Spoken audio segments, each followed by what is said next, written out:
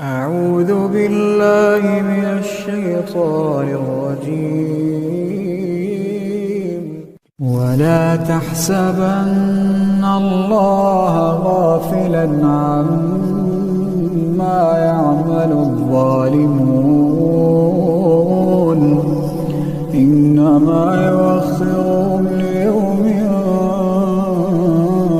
تشخص فيه الأبصار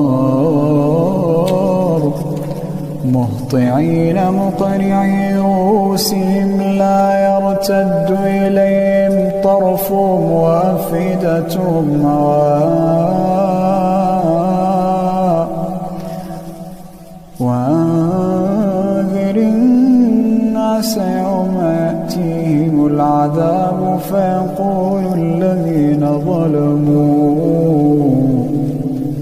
فيقول الذين ظلموا ربنا أخرنا إلى أجل قريب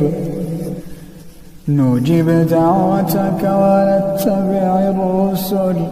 أولم تكونوا أقسمتم من قبل ما لكم من زوال